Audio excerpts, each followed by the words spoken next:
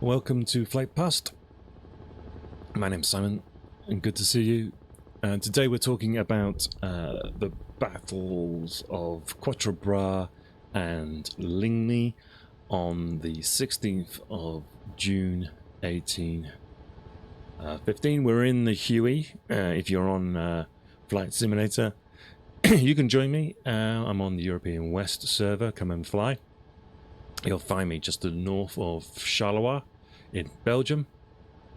We're currently over the town of Nivelles, and this is one of the concentration points of the Allied Army.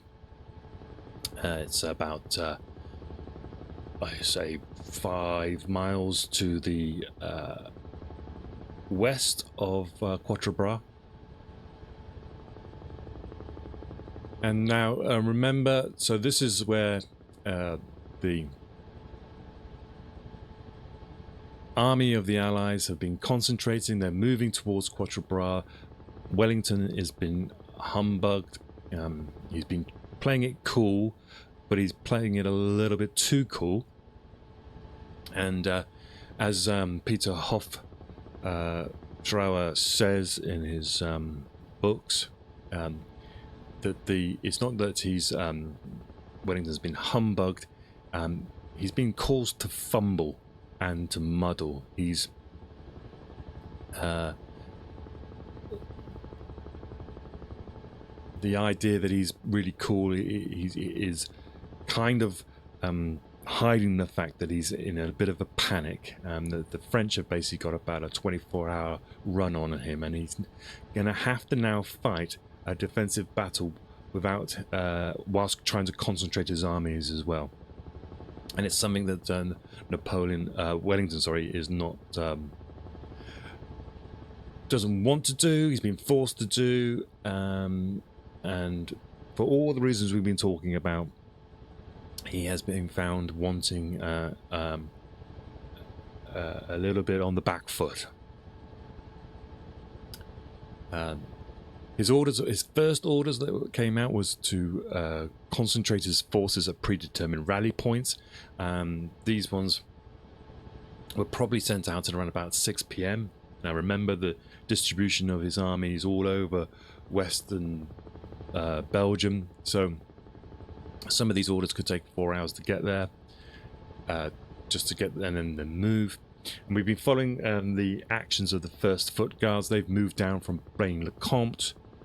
They've now got to Nivelles, and then they're moving from Nivelles towards Quatre. And it's a hot day. These guys have been walking all day long. We're getting into the afternoon now.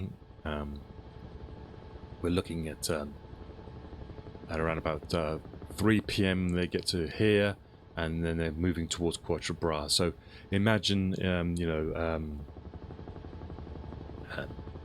what that would have been like with your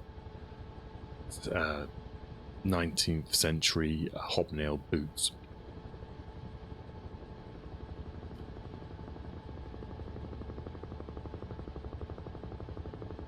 His army was, could be anywhere between 30 to 70 kilometers away at this point. And this road which we're following along here is the communication line, the forward communication line between the Allied, the Anglo-Dutch army in the west, and the Prussians at Sombref in the east. So he's getting reports that there's a major offensive happening around Charleroi. He knows from Blucher that Blucher's going to be concentrating on Sombref, and this forces Wellington's hand, and that he has to come to Blucher's support.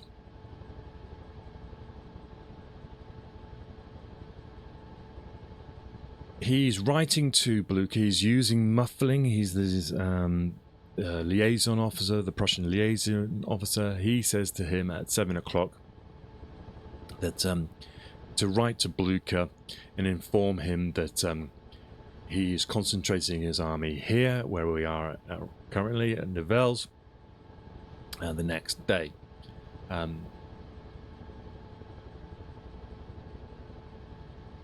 And he says in this letter, basically, as soon as the moon comes out, the reserve will march off. And if the enemy does not attack at Nivelles immediately, then the Duke will be at Nivelles with his entire forces tomorrow to support your highness. So what Wellington is expecting is that there might be an attack here at Nivelles. But there isn't. But we've been reading about some first-hand accounts that mention the fact that they felt that there was a possible fighting at Nivelles, but it wasn't. It was actually here at this place below us now, Quatre. But Wellington had probably instilled into some of his officers that there would possibly be an attack at Nivelles, but it didn't turn out to be that way.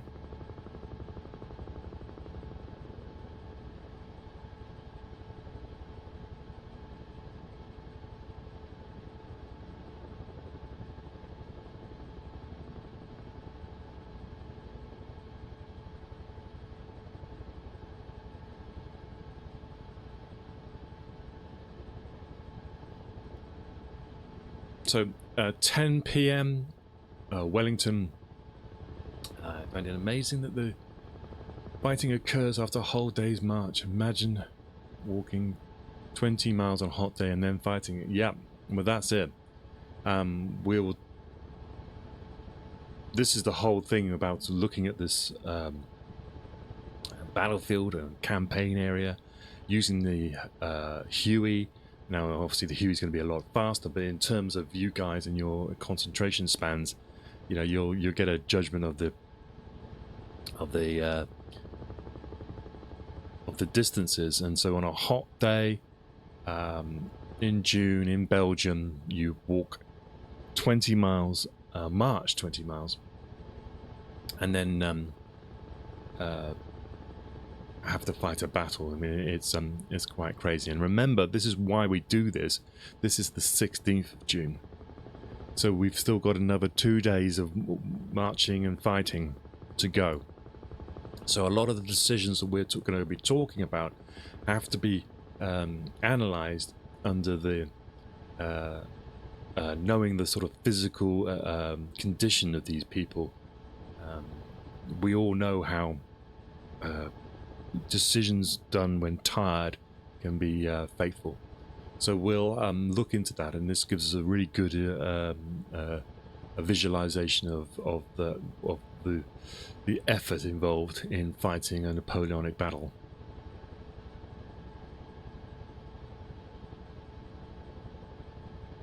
As a 10 o'clock in the evening, before Blucher's said that he's concentrating at Sombref.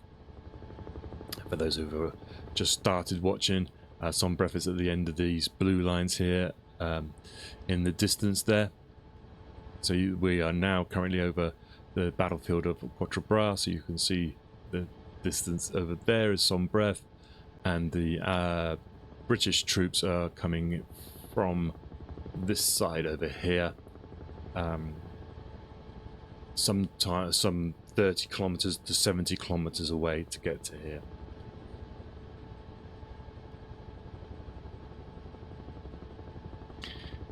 Yeah, so Blucher said, I'm going to be concentrating at Sombref as planned. And this is, they had a meeting probably, I think it was May time, in Thielmont, where they probably agreed what would happen under certain circumstances. And so, this is these battlefields that have been chosen. They've already been chosen before.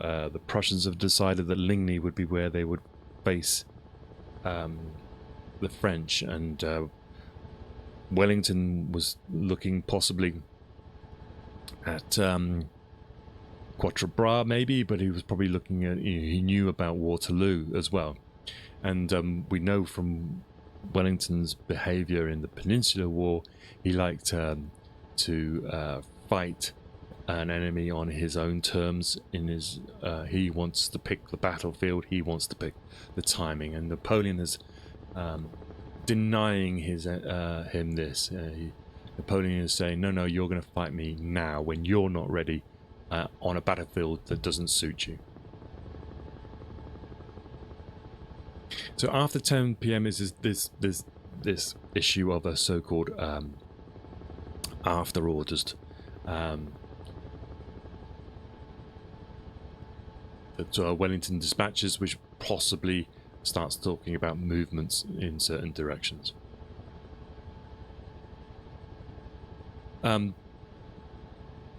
Muffling recalls at the time that he was told that the Allied army would be concentrating at Nivelles and Quatre, and they would be there at 10 a.m.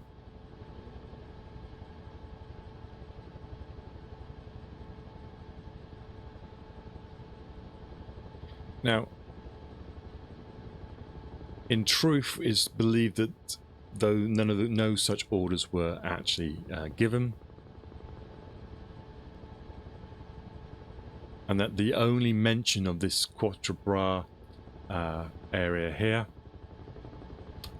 in any orders were the ones that were given to the Prince Weimar of Saxe-Weimar, Prince Bernard of Saxe-Weimar, and he was told to abandon this position and concentrate at Nivelles. As we said, it's one of those ones which is ignored, and luckily so for Wellington.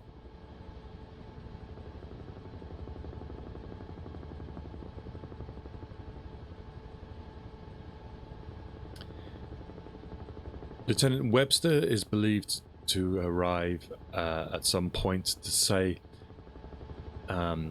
he arrives at the ball, and he informs Wellington that the French are at Quatre, and this is whether this happens or not, it's one of those ones where it's Lieutenant Webster writing about 15 years later. And this is when he believes Wellington immediately orders the Prince of Orange back to his headquarters at Braine-le-Comte, and then he orders Picton to have his division ready to move south.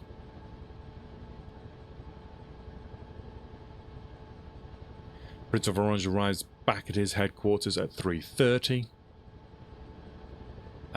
And he finds his staff are implementing Wellington's earlier orders. And he, the Prince of Orange, informs his chief of staff, Constant Rebec, that Wellington was moving his army to Quatre, and orders all of, and he starts saying to then move from his army from their concentration points to Nivelles. And then from Nivelles to move to Quatre immediately.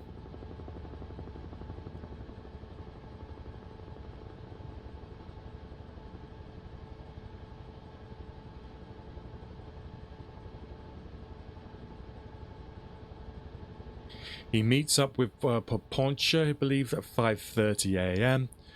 And he's the guy who had moved his division to Quatre. The Prince of Orange arrives here. He inspects the position in the early morning, and he is believed to have met a Prussian officer named Major Bruneck here, and Prince of Orange passes on to Major Bruneck the information that Wellington was moving his forces to Quatre, and that he was moving down here with at least 17 battalions to begin with, and the remainder of the Allied army would be arriving from the direction of Nivelles. A report by Major von Brunwick,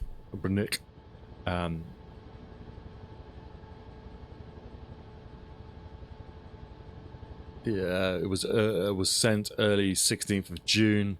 The Prince of Orange believes that within the next 3 hours, the entire Belgian army and the bulk of the English army will be concentrated at Nivelles. So you can see there's possibly some sort of confusion going on here. Whether Wellington mentions Quatre, we don't know. Possibly does. Otherwise, why would Prince of Orange say such a thing? But there's no written orders that mention the Quatre thing, so you're getting this sort of fog going on. You've now got the Prince of Orange has gone forward. He's meeting with the Prussians. He's telling them things. This information is getting back to Blucher, and what it basically means is, what I'm trying to get at is that the battle at Ligny would not necessarily be necessary. If Blucher didn't believe that Wellington would be here at Quatre Bras in significant numbers, he still had the ability to retire and possibly retire back along pre-agreed movements. He could have gone back to Wavre. Napoleon could have concentrated at Waterloo, and they could have just forgotten about these two battles completely. They would just retire back to those two positions, wait to see which way Napoleon would want to go to, and then from Waterloo to Wavre, you could then support each other that way. So it was possible that the miscommunication going on in the Allied army in the early morning of the 16th, and I agree with Peter Hofstadter that there is a confusion, there's a muddle going on, and that confusion and muddle leads to these two battles in this area. One which the Prussians will be defeated, and maybe unnecessarily. So you can see that why over the years there's possible beef in that sort of direction.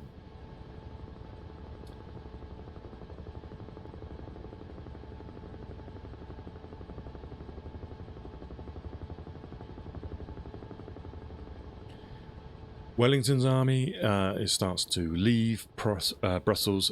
Picton marches his guys out, probably around about 3 a.m., 4 a.m. They begin to move, and their orders are definitely to march to Waterloo, and they're to go to the south of Waterloo, where there is a fork in the road, and they were to wait there and get confirmation of the direction that they would take. The left fork, as we said before, it would mean they come down to Quatre Bras, and the right fork would mean they go to Nivelles.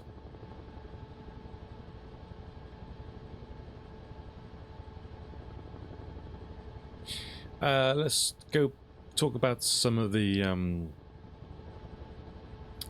let's get to a few quotes of some of the people at the time. One thing that's fascinating about this period is that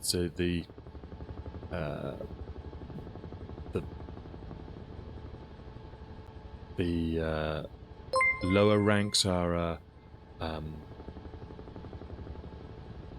getting more literate so that they can write, and they start writing their diaries and letters.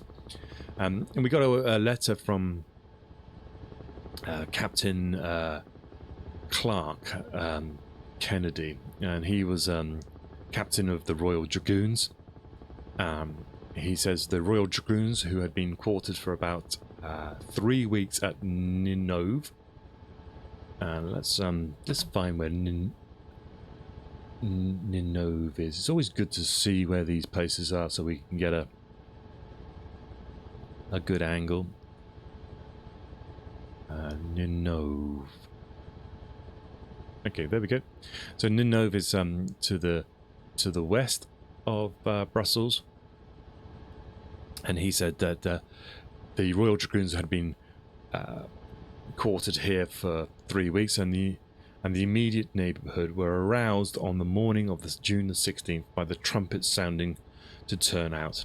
And he says this was around about 4 o'clock in the morning. Troops were got together as quickly as possible, and they had issued with 3 days of, he says, biscuits. And the regiment was immediately put, so he's got 3 days supplies, and he's immediately put into motion. And their first instance was to move in the direction of Ath.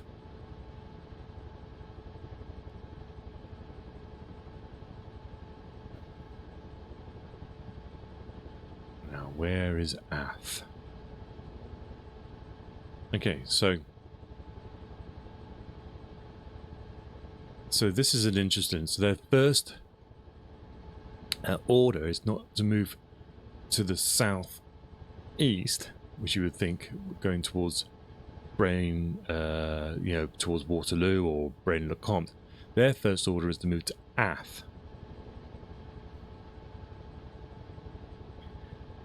And by way of Grammont.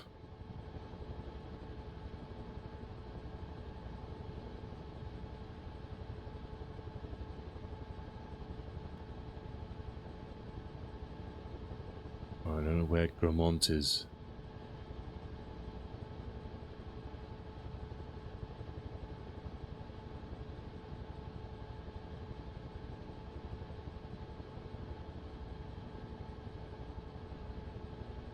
So it's interesting though that the first move is to the southwest.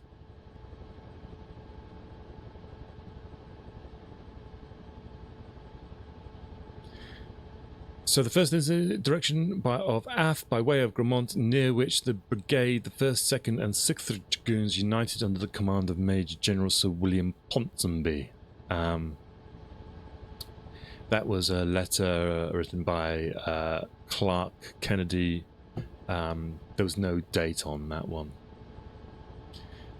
Major General Sir Hussey Vivian, he had a letter to his wife written on the 23rd of June, and he says, we received orders to march at daybreak upon Enghien, 12 miles from Grammont.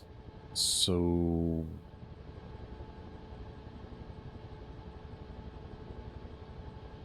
this is Enghien.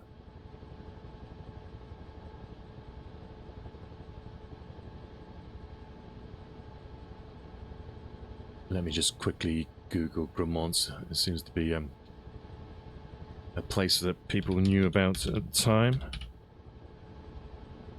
It's probably changed its name.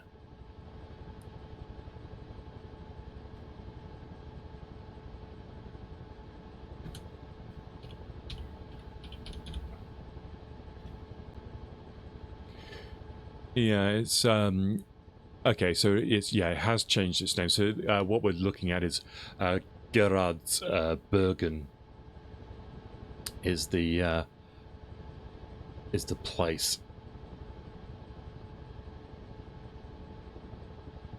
So Gerardsbergen is the Reed Grammont back in the day, presumably changed its name because this was probably a French place before. So like we said before, the Dragoons, they were moving via Gerardsbergen to Ath. So they were definitely not moving towards Charleroi, let's put it that way. He says that Major General Sir Hussey Vivian, he's received orders to march at daybreak upon Enghien, and which is 12 miles from Grammont. So we're talking Gerardsberg to Engheim there. And then from Engheim, he moved to Braine-le-Comte, which was the headquarters of the Prince of Orange. And then from Braine-le-Comte, he says they then moved to Nivelles, which is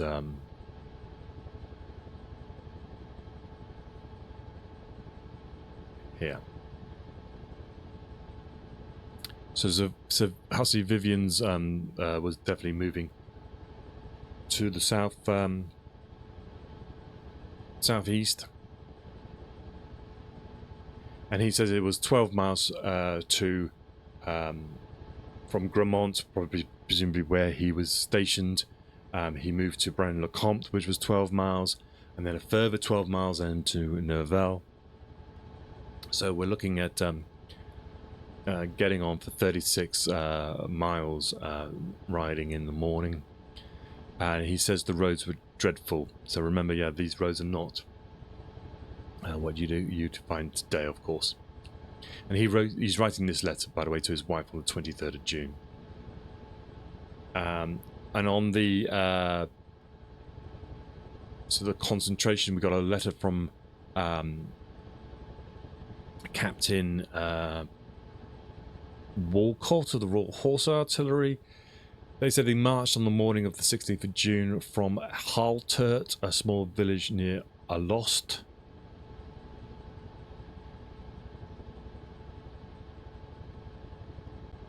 I don't think we'll see this. It's probably too small to find at the moment. To join the advanced posts of the army, troops reached Quatre beginning at 10 a.m. On the 17th, so they're a day later. So these Royal Horse Artillery don't arrive until the next day. Right, so we've got to the early morning now of the 16th. I say we've been here for a long time. But we're really looking into this this campaign, and I think we're coming up on 2.5 hours, and it's getting a bit hot in here, so I will finish up here, and we will then start again for everybody on Twitch. It'll probably be tomorrow, same time, and for all you people on YouTube, it will be in the next episode. We will be discussing the Duke of Wellington's getting up with his tea and toast, and coming down to Quatre to look at it. You're getting a sense now of the troop movements, the way that the forces are moving to the south. We're still getting some confusing orders, and we're getting the sense that the Prussians in the east at some breath believe that the planned concentration is going ahead, and that the Duke of Wellington is going to come and support them. And we'll look into all that in the next show.